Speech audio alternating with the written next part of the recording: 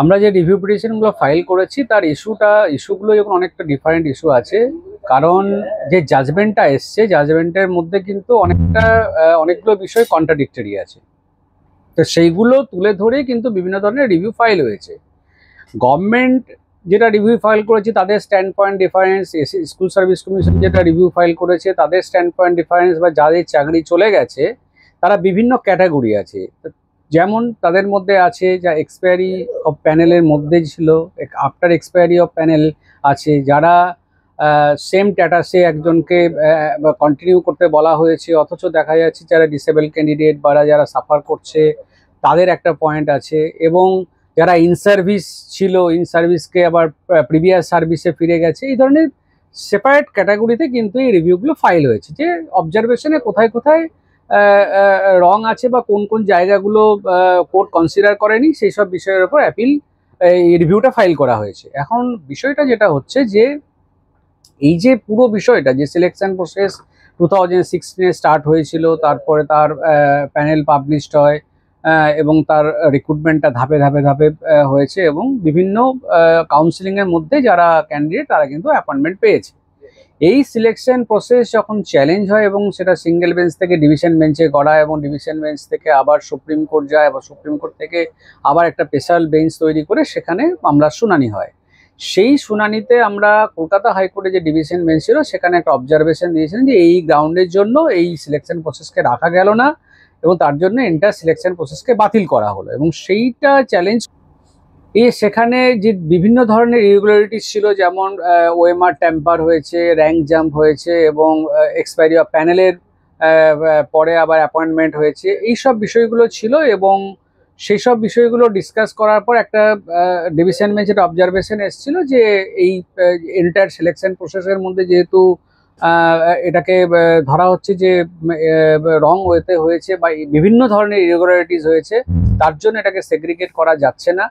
Even school service কমিশনের যে পদক্ষেপ সেখানেও বিস্তর গলদ ছিল, এবং রাজ্য সরকারের যে উদাসীনতা ছিল যে যেখানে সেগ্রিগেট করা যেত যে কারা টেন্টেড ক্যান্ডিডেট কারা আনটেন্টেড ক্যান্ডিডেট, এবং বিভিন্ন টাইমে তাদের এফিডেভিট দেওয়ার সুযোগ থাকা সত্ত্বেও কিন্তু না দেওয়ার জন্য মহামান্য হাইকোর্টের যে ডিভিশন বেঞ্চ এন্টার সিলেকশন প্রসেসকে বাতিল করেছিলেন। এবং এই যে বিভিন্ন ইস্যুতে এগুলো কিন্তু আবার পরবর্তীকালে এসএলপি ফাইল হয়, এবং এসএলপি ফাইল হওয়ার পরে এটা এই অর্ডারটাকে স্টে ছিল, এবং দীর্ঘদিন শুনানি চলার পরে এটার একটা ভার্ডিক্ট এসেছিল যে জাস্টিস সঞ্জীব খান্নার নেতৃত্বাধীন যে বেঞ্চ ছিল সেখানে বলা হয়েছিল যে এন্টার সিলেকশন প্রসেসটা যেহেতু হাইকোর্ট অর্ডার দিয়েছে, হাইকোর্টের অর্ডারটাকেই কনফার্ম করে এন্টার সিলেকশন প্রসেসটা বাতিল করা হয়েছে, এবং একজনকে হিউম্যানিটেরিয়ান গ্রাউন্ডে তার চাকরিটা রাখা হয়েছে। এই যে পুরো জাজমেন্টটা দেওয়া হয়েছে, প্যারাগ্রাফ ওয়াইজ যে ডিসকাশন ছিল, যে অবজারভেশন ছিল, সেই অবজারভেশনের মধ্যে কিছু কিছু অবজারভেশন যেটা কনসিডার করা হয়নি বা তার কনসিডার না করে অবজারভেশন দেওয়া হয়েছে, সেই সব পয়েন্টগুলো তুলে কিন্তু রিভিউগুলো ফাইল হয়েছে। এবং রিভিউ ফাইলের বিভিন্ন ক্যাটাগরি আমি আগেই যেমন বললাম, সেই ক্যাটাগরি ওয়াইজ কিন্তু রিভিউগুলো ফাইল হয়েছে। এবং সেখানে আমরা সুপ্রিম কোর্টের যে এখন যে বিচারপতি মহামান্য বিচারপতি এসছেন, প্রধান বিচারপতি, তার কাছে আমরা তুলে ধরবো যে কোন কোন পয়েন্টগুলো ওভারলুক করা হয়েছে, কোন কোন পয়েন্টগুলো হয়তো প্লেস করা হয়নি, সেই সব বিষয়গুলো তুলে ধরে কিন্তু রিভিউ পিটিশনে হিয়ারিং হবে। এবং রিভিউ পিটিশনের যে হিয়ারিংটা হবে, রিভিউ কিন্তু অ্যাপিল নয়, কারণ রিভিউয়ের স্কোপ অনেক কম। কিন্তু আমরা যে বিষয়গুলো তুলে ধরেছি সেসব বিষয়গুলো সেখানে আমরা সেসব জাজমেন্ট প্লেস করেছিলাম। যেমন আমি একটা জাজমেন্ট প্লেস করেছিলাম, সেই জাজমেন্টটার কোনো ক্লারিফিকেশন ওখানে দেওয়া নেই। ইভিন যারা হাইকোর্টের বিভিন্ন বেঞ্চের, কোঅর্ডিনেট বেঞ্চের, সিঙ্গেল বেঞ্চের অর্ডারের ভিত্তিতে তার নাম্বার ইনক্রিজ করে চাকরি পেয়েছিল, তাদের ক্ষেত্রেও কিন্তু কোনো কিছু আলাদাভাবে বলা হয়নি, বা যারা ডিপ্রাইভ হয়েছে তাদের কথাও কিন্তু কিছু মানে সেগুলো বলা হয়নি বা ডিসকাশন হয়নি, সেগুলোই কিন্তু এখানে তুলে ধরা হবে। এখানে যে বিষয়গুলো আলোচনা হবে শুধুমাত্র এই যে জাজমেন্টটা পাস করা মানে সুপ্রিম কোর্ট দিয়েছিলেন, তার মধ্যে কিন্তু বিশেষ করে দেখা যাচ্ছে যে টেন্টেড ও আনটেন্টেডের বিষয়টাই প্রাধান্য পাচ্ছে। কারণ যদি দেখা যায় যে সুপ্রিম কোর্ট আইডেন্টিফাই করলো যে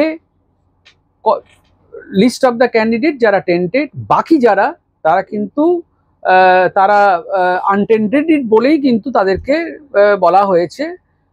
কিন্তু এখানে দেখা যাচ্ছে যে বিষয়টা যদি এটা সেগ্রিগেট করাই গেল, তাহলে যারা আনটেন্ডেড ক্যান্ডিডেট, যারা যোগ্যতার ভিত্তিতে চাকরি পেয়েছে এবং যাদের এগেনস্টে কোনো করাপশন নেই বা যারা কোনো ইরেগুলারিটির সাথে যুক্ত নয়, স্পেসিফিক্যালি কিছু অফিসার তাদের দুর্নীতির জন্য যারা সৎ পথে চাকরি পেয়েছে, যারা মেধার ভিত্তিতে চাকরি পেয়েছে, তাদের চাকরিটা থাকবে না কেন?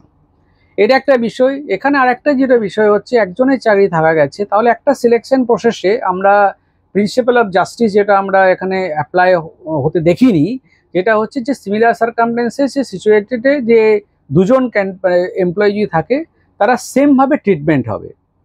এখানে অনেক ক্যান্সারের পেশেন্ট আছে, যারা ডিসেবল ক্যান্ডিডেট আছে এবং তারা চাকরিটা পেয়েছিল, তাদের ক্ষেত্রে কিন্তু তাদের বিষয়টা সমানভাবে দেখা হয়নি, তাদের চাকরিগুলো কিন্তু রাখা হয়নি। এই সব বিষয়ে বিভিন্ন বিষয় তুলে ধরা হবে। আর একটা জিনিস যেটা হবে সেটা হচ্ছে যে এই যে পুরো এন্টায়ার সিলেকশন প্রসেস হয়েছে, সেই সিলেকশন প্রসেসের মধ্যে ফার্স্ট পার্ট যেটা, সেটাতে কিন্তু ক্যান্ডিডেট যে যারা তাদের একাডেমিক কোয়ালিফিকেশন যেটা ছিল সেটা সাবমিট করবে এবং সেখানে কিন্তু কোনো ধরনের ইরেগুলারিটিস নয়। এবং সেকেন্ড থার্ড হচ্ছে রিটিন টেস্ট এবং ইন্টারভিউ প্রসেস, এবং সেখানে কিন্তু পুরোটাই কন্ডাক্ট করেছে স্কুল সার্ভিস কমিশন। সেখানে কিন্তু যারা ক্যান্ডিডেট তাদের কিন্তু কোনো হস্তক্ষেপ করার জায়গা নেই। তা সেক্ষেত্রে একটা গভর্নমেন্ট, একটা স্ট্যাটুটরি বডি বা গভর্নমেন্ট অথরিটি বা সিলেকশন অথরিটির ভুলের জন্য তাহলে যারা সঠিকভাবে চাকরি পেয়েছে তাদের কেন চাকরিটা থাকবে না, এই সব বিষয়গুলো তুলে ধরা হবে।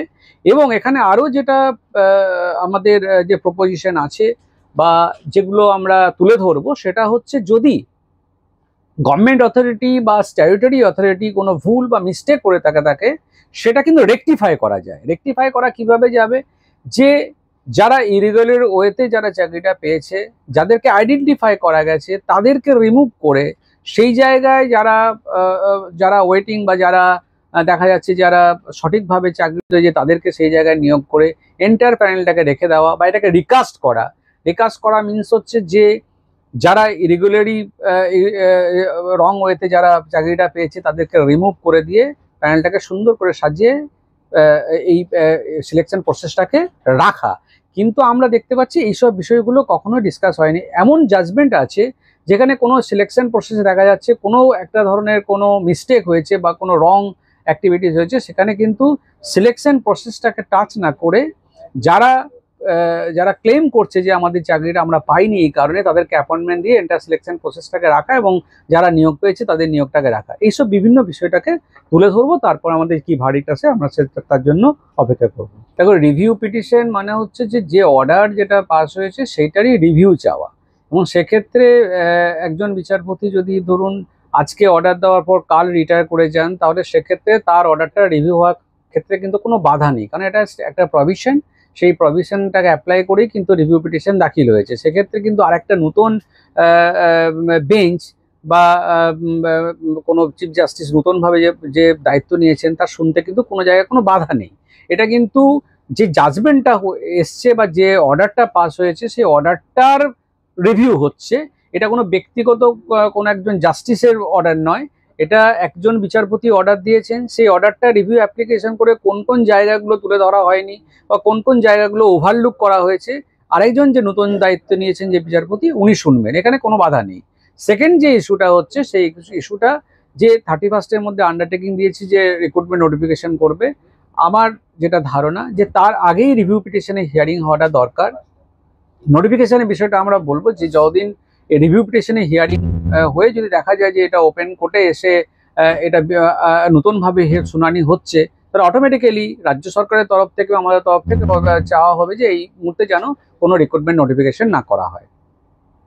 সেটা আমরা চাইবো যে এই শর্ট পিরিয়ডের মধ্যে, এবং সামার ভ্যাকেশন পড়ে যাচ্ছে, এই পিরিয়ডের মধ্যে যে রিভিউ পিটিশনটা হিয়ারিং করা, এবং যাতে রাজ্য সরকার এই পরবর্তী যে নোটিফিকেশন দেওয়ার কথা 31 মের মধ্যে, সেটা যেন না দিতে হয়, এবং তার উপর আমরা স্থগিতাদেশ চাইবো।